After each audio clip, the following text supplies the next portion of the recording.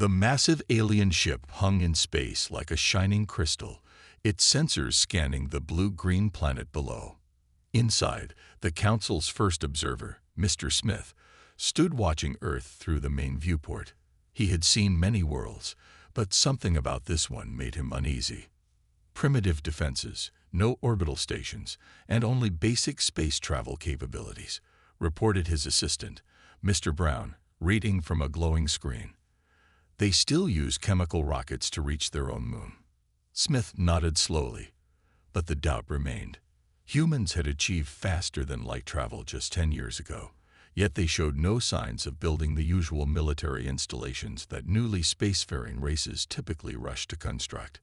The Council's scans showed only a handful of small space stations and a few dozen satellites. No weapon platforms, no warships, not even basic defensive shields around their major cities. It seemed impossible that any species could be so unprepared. Perhaps they're just peaceful, suggested Brown, but his voice carried a note of disbelief. Every species in the galaxy maintained some form of defense force. It was simply the way things worked. The Council's ship continued its survey, mapping Earth's orbital space and major population centers. Their advanced sensors picked up the expected readings: power plants, transportation networks, communication systems. Everything appeared exactly as a developing civilization should look. Too perfect, Smith thought. During the official first contact meeting at the United Nations, Earth's representatives were polite and welcoming. Ambassador Rogers, a tall man with gray hair and a friendly smile, greeted the alien delegation with perfect diplomatic courtesy. "We are honored to join the galactic community," Rogers said, his words carefully measured. "Earth looks forward to peaceful cooperation with all species." Smith watched the human carefully. There was something in Rogers' eyes, a glint of knowledge, perhaps even amusement, that made the alien diplomat wonder if he was missing something important. Later, during the Council's private session, the decision was made. Earth would be offered membership in the Federation, with conditions. Their apparent lack of military capability made them vulnerable. The Council reasoned. They would need protection. For their own safety, Smith announced to his fellow Council members, "We must establish a permanent protective presence around Earth. Their development must be guided." The vote was unanimous. Earth would be given one standard week to accept the Council's terms for membership and protection. The aliens were confident the humans would agree. After all, what choice did they have? As the Council's representatives filed out of the chamber, none of them noticed Ambassador Rogers in the hallway, speaking quietly into a small device. "They took the bait," he whispered. "Operation Ghost Shield is working perfectly. They don't suspect a thing." Deep in the void beyond Mars, invisible to even the most advanced alien sensors, hundreds of Earth's warships waited silently in perfect formation, their quantum stealth systems making them as invisible as the darkness between stars. The trap was set. Now they just had to wait for the Council to spring it. The Council's ultimatum arrived exactly as Earth's military leaders had predicted. Their message played on screens worldwide. Earth had 7 days to accept protective status or face occupation for their own security. Deep beneath the Rocky Mountains, in a chamber unknown to alien observers, Admiral Walker stood before the world's top military commanders. The room was silent except for the soft hum of hidden quantum computers. "The Council took our bait," Walker said, his weathered face illuminated by holographic displays showing Earth's hidden fleet positions. "They think we're helpless, just as we planned." General White, commander of the Asian Defense Force, leaned forward. "How many ships do they have in position?" 312, Walker replied, touching a control that showed red dots representing alien vessels. "They're spreading out to surround Earth, exactly where we want them." The room's main screen lit up with a classified transmission from Ambassador Rogers. His image appeared tired but satisfied. "The Council believes their show of force will make us surrender quickly. Their arrogance is their weakness." Walker nodded and activated another display. Blue dots appeared, surrounding the red ones in a perfect sphere. Earth's hidden fleet, 500 ships strong, had been in position for months, invisible thanks to their quantum stealth technology. "What if they detect our ships?" asked Admiral Jones, her fingers drumming nervously on the table. "Impossible," Walker assured her. "Our quantum cloaking was tested against their best sensors. To them, our ships might as well be dreams." The next few days passed slowly. Council ships continued arriving, taking positions around Earth. Their commanders sent increasingly demanding messages, growing frustrated with Earth's delayed responses. Ambassador Rogers kept them waiting, asking for time to consider their demands. Each delay allowed more of Earth's ships to move into perfect attack positions, still completely undetected. On the sixth day, the Council's Supreme Commander himself arrived in a massive flagship. His ultimatum was broadcast globally. "You have 24 hours to submit to our protection, or we will be forced to demonstrate our power." In the underground command center, Walker received the signal he'd been waiting for. Every hidden Earth ship was in position. The quantum net was ready. "Send the message to Ambassador Rogers," Walker ordered. "Operation Ghost Shield is go." Miles above the Earth's surface, the Council's Supreme Commander waited impatiently on his flagship's bridge. He watched Earth's major cities through high-resolution screens, confident that these primitive humans would soon understand their place in the galaxy. A single message arrived from Earth, its simplicity masking the thunderstorm about to break. Ambassador Rogers' words appeared on the alien commander's screen. "Regarding your ultimatum, we decline. Look behind you." The Supreme Commander laughed. "Behind us? What could possibly?" He never finished his sentence. At that moment, Admiral Walker pressed a single button, and across the solar system, 500 of Earth's most advanced warships prepared to reveal themselves to a very surprised galaxy. On board the Council flagship, alarms suddenly blared to life. The Supreme Commander watched in disbelief as his sensors detected massive energy signatures appearing out of nowhere. Where empty space had existed moments before, hundreds of warships now materialized like ghosts becoming solid. "Impossible," he shouted, stumbling back from his command chair. Where did they come from? All around Earth's orbit, human ships dropped their quantum stealth fields one by one. Each vessel was sleek and dark, built for both power and speed. Their designs were unlike anything the Council had ever seen, with smooth curves that seemed to drink in light itself. Admiral Walker's voice boomed across all communication channels, speaking to both alien and human ships alike. "This is Earth Defense Fleet Command. Your ships are surrounded. Power down your weapons immediately." The Council's sensor operators worked frantically at their stations. "Supreme Commander, we're detecting advanced weapon systems on all human vessels. Their technology, it's far beyond our own." In the underground command center, Walker watched with satisfaction as confusion spread through the alien fleet. The quantum stealth technology had worked perfectly. Not a single Council ship had detected Earth's fleet until the exact moment of revelation. Ambassador Rogers stepped onto the bridge of Walker's flagship, having been transported there moments before the reveal. "You should see their faces," he said with a slight smile. "The Council's leaders are having quite a difficult time processing this." The Supreme Commander's voice crackled over the communication channels, trying to maintain dignity despite his obvious shock. This is some sort of trick. You cannot have built such a fleet without our knowledge." "Oh, but we did," Rogers replied calmly. "While you watched our chemical rockets and primitive satellites, our real fleet waited in the shadows. You saw exactly what we wanted you to see." Across the solar system, more human ships revealed themselves. Some emerged from behind Mars, others from the dark side of the moon. Each one had been hiding in plain sight, protected by technology the Council had never imagined possible. The alien sensors now showed the true situation. Their fleet of 300 ships was completely surrounded by 500 Earth vessels, each more advanced than anything in the Council's arsenal. "Your terms for Earth's membership are no longer acceptable," Rogers announced. We will negotiate as equals, or not at all. Walker stepped forward, addressing the stunned council forces. You came to protect us, thinking we were defenseless. Now you understand. Humanity doesn't need protection. We've been protecting ourselves all along.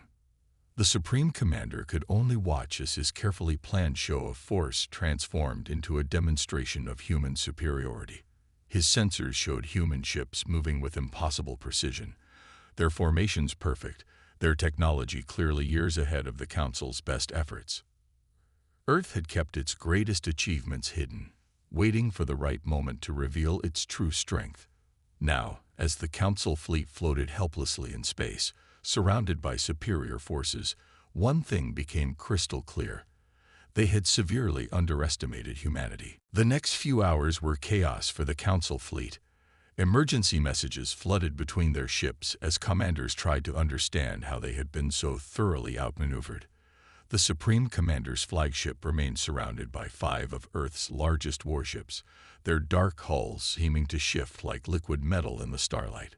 Quantum stealth drive active, reported Walker's chief engineer, all ships maintaining optimal positions. The Council fleet can't even activate their engines without our permission. In the flagship's command center, Ambassador Rogers watched tactical displays showing the positions of every ship in Earth orbit. The human vessels had moved with perfect coordination, creating an unbreakable net around the alien fleet. Your ships carry weapons we've never seen, the Supreme Commander admitted, his voice now carrying a note of respect mixed with fear. How did you develop such technology in secret? Rogers smiled. While you watched our space stations, our real work happened in underground facilities across the solar system. The quantum stealth technology was just the beginning. To demonstrate his point, Walker ordered one of the human ships to perform a combat drill. The vessel vanished, reappeared 2 miles away, then created 3 perfect holographic copies of itself, each capable of firing real weapons. Impossible, gasped an alien science officer. The energy requirements alone. Our quantum reactors solved that problem years ago, Walker explained. The same technology that powers our stealth systems also gives us nearly unlimited energy. The Council's sensors detected no heat signatures, no radiation leaks, nothing that their science could explain. Earth's ships seemed to break the very laws of physics as they understood them. Meanwhile, in the Council flagship's conference room, emergency discussions had begun. The Supreme Commander sat across from Rogers and Walker, his earlier arrogance replaced by cautious diplomacy. Perhaps, he said carefully, we should reconsider the terms of Earth's membership in the galactic community. Perhaps, Rogers agreed, you should forget about membership entirely. Earth will be happy to establish diplomatic relations, as equals. A young human officer rushed into the room with urgent news. Sir, we're detecting Council reinforcements approaching from the Centauri system.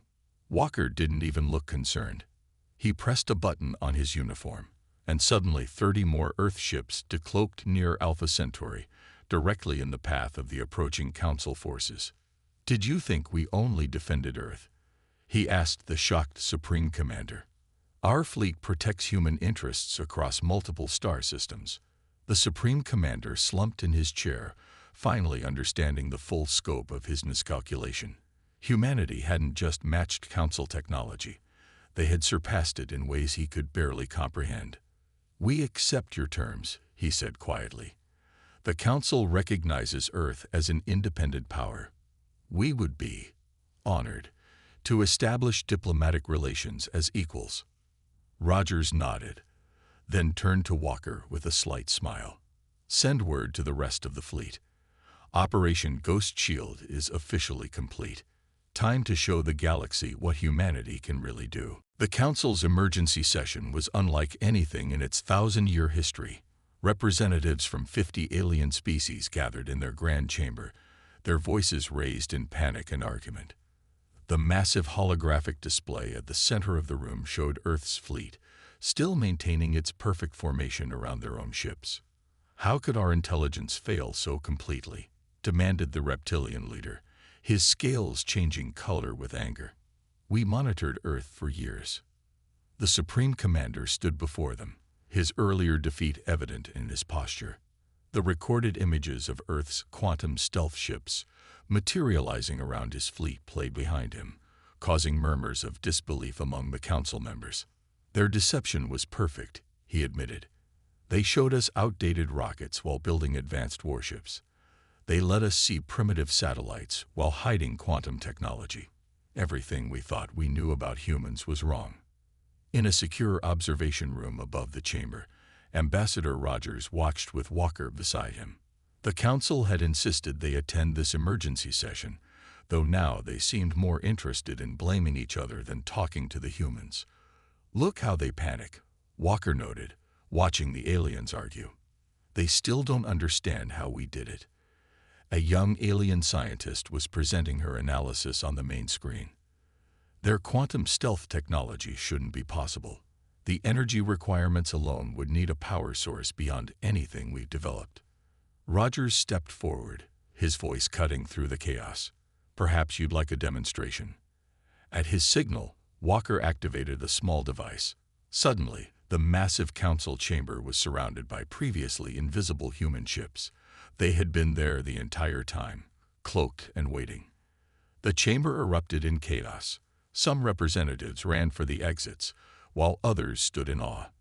The council's own security systems hadn't detected anything until this very moment. This is just a fraction of our capabilities, Rogers announced calmly. Earth has no interest in conquest or dominance. We simply wish to be respected as equals. The council president, an ancient being from one of the oldest species, raised his hands for silence. It seems, he said slowly, we have greatly underestimated humanity's potential. This changes everything. Reports were already flowing in from across the galaxy. Other species, hearing of Earth's technological superiority, were requesting diplomatic relations. Some even sought protection agreements, fearing what other secrets humans might be hiding. The balance of power has shifted, the president concluded. We must adapt or risk becoming obsolete. In the observation room, Rogers turned to Walker with a satisfied smile. Phase 1 is complete. Should we show them the rest? Walker shook his head. Not yet. Let them worry about what else we might be hiding. Sometimes, the fear of the unknown is more powerful than any weapon. Below them, the council continued their frantic discussions, trying to understand how a supposedly primitive species had managed to surpass them so completely. But they all knew one thing for certain. The galaxy would never be the same again. The grand negotiation chamber aboard Earth's flagship looked nothing like the council's traditional meeting rooms. Instead of ornate decorations, sleek quantum displays lined the walls, showing real-time data from across the galaxy. The council representatives shifted uncomfortably in their seats, aware that they were no longer in control. Ambassador Rogers sat calmly at the head of the table, his position a clear symbol of Earth's new status. Beside him, Admiral Walker maintained a watchful presence, while holographic displays showed their fleet still surrounding the council ships. Let's discuss the terms of our new relationship, Rogers began, his voice steady and confident. Earth will not join your federation as a protected world. Instead, we offer an alliance of equals. The council's chief diplomat, who had replaced the humiliated Supreme Commander, leaned forward. What kind of alliance do you propose? One based on mutual benefit, Rogers replied. We'll share some of our technologies, gradually. In return, we want unrestricted access to trade routes and star charts. The alien representatives whispered among themselves. One of them, braver than the others, spoke up. And if we refuse? Walker touched a control, and the room's walls seemed to disappear. They were suddenly floating in space, surrounded by Earth's fleet thanks to advanced holographic technology. Several council members gasped, not expecting such a display. We don't make threats, Rogers said calmly. We're offering friendship. But remember, you didn't even know our ships existed until we chose to reveal them. Consider what else we might have developed. The chief diplomat nodded slowly. Your point is well made. But surely you understand our concern. Your technology could destabilize the entire galaxy. Or it could protect it, Rogers countered. Imagine our quantum stealth systems defending peaceful worlds. Think of our energy technology helping developing species. As if to emphasize his point, one of Earth's ships performed a complex maneuver outside, splitting into 3 perfect copies before merging back into one. The council representatives watched in stunned silence. We've had this technology for years, Walker added. Have we used it for conquest? For domination? No.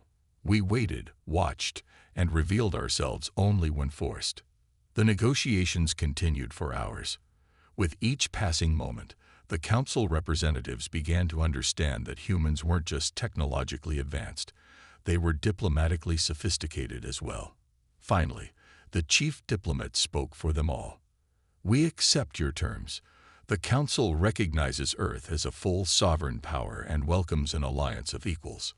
Rogers smiled and extended his hand, a human gesture of friendship that the alien diplomat carefully copied. Then let's begin our new partnership by addressing the real threats to galactic peace. We have much to discuss. As the meeting concluded, Walker received an urgent message. More council species were requesting diplomatic relations with Earth. The galaxy's power structure was shifting, all because humanity had played the long game and revealed their strength at exactly the right moment. The demonstration arena on Mars had been built specifically for this day. Council scientists and engineers gathered in the observation dome, their instruments ready to analyze Earth's technological achievements. The red planet's surface stretched out before them, providing the perfect testing ground. Admiral Walker stood at the control center, with Ambassador Rogers beside him. Time to show them what we can really do, Walker said, activating the first demonstration. A single Earth warship appeared in the sky, dropping its quantum stealth field. The alien scientists immediately pointed their scanning devices at it, eager to understand its secrets. The quantum stealth drive works on a simple principle, Walker explained. We discovered that space itself can be folded around our ships, making them truly invisible, not just to sensors, but to reality itself. The ship demonstrated by creating a quantum fold, disappearing not into invisibility, but into what seemed like another dimension entirely. It reappeared kilometers away, having moved through folded space. Impossible, shouted one alien scientist. The energy requirements are handled by our quantum core reactors, Walker interrupted. He pressed another button, and a holographic display showed the ship's power system. We don't just bend space, we tap into quantum energy itself. The next demonstration shocked even the most skeptical observers. 3 Earth ships created a triangular formation, then generated a quantum field between them. Inside that field, the laws of physics seemed to change. We can create stable zones where we control gravity, time, and space, Rogers explained. Imagine the possibilities for colonizing hostile worlds or protecting populated planets from natural disasters. The council's chief scientist stepped forward, his multiple eyes wide with amazement. Your technology, it's not just advanced, it's revolutionary. You've mastered forces we barely understand. Walker nodded, which is why we're sharing it gradually. Each species that joins our alliance will receive training in quantum technologies. But it must be done carefully, safely. The demonstrations continued throughout the day. Earth ships showed their ability to create stable wormholes for instant travel, generate shields that could withstand the force of a supernova, and communicate instantly across any distance using quantum entanglement. But why reveal all this now? Asked the chief scientist. Rogers smiled. Because the galaxy faces threats bigger than our political differences. We've detected something coming from the outer rim, something that will require all our combined strength to face. The alien scientists fell silent, understanding the implications. Earth hadn't developed these technologies for dominance, but for survival. They had hidden their strength, waiting for the right moment to reveal it and unite the galaxy. As the demonstrations concluded, Walker received word that more species were requesting to join Earth's alliance. The Council's own technology experts were already proposing joint research projects, eager to learn from humanity's achievements. The age of secrets was over. The age of cooperation had begun. 1 month after Earth's dramatic revelation, the galaxy had changed more than anyone could have predicted. The massive space station orbiting Jupiter served as the headquarters for the newly formed Earth Council Joint Defense Initiative. Representatives from 30 different species worked alongside humans, learning to operate quantum-enhanced systems. Admiral Walker watched from the station's command center as a mixed fleet of Earth and Council ships performed combat drills. The alien vessels now carried simplified versions of human quantum technology, making them far more effective than before. "They're learning quickly," Walker noted to Rogers, who stood beside him. "The Council ships have already doubled their combat effectiveness." Below them, in the station's main training hall, human instructors taught alien crews how to operate quantum stealth systems. The technology had been modified to be simpler, safer, but still powerful enough to change the balance of power. Another dozen species requested Alliance membership this morning, Rogers reported. "They're calling Earth the hidden giant now. Some even suggest moving the Council headquarters here." The station's alerts suddenly flashed red. A massive ship appeared near Saturn, using unfamiliar technology. Walker tensed, but Rogers smiled. "Right on schedule," the ambassador said. "Our first visitors from the Outer Rim." The unknown ship transmitted a peaceful greeting. They were representatives of an advanced civilization from beyond known space, drawn by news of Earth's technological revelations. "We've watched your galaxy for centuries," their message said, "waiting for a species to reach our level. Perhaps humanity is ready." In the station's diplomatic chamber, Walker and Rogers met with both Council leaders and the new arrivals. The Outer Rim representatives revealed why they had come. "A darkness approaches," they warned. "A threat that consumes entire galaxies. We've been searching for allies strong enough to help us fight it." The Council representatives looked worried, but Walker remained calm. "That's why we revealed ourselves when we did. Our long-range quantum sensors detected the threat 3 years ago. We've been preparing." Rogers activated a holographic display showing Earth's full defensive capabilities.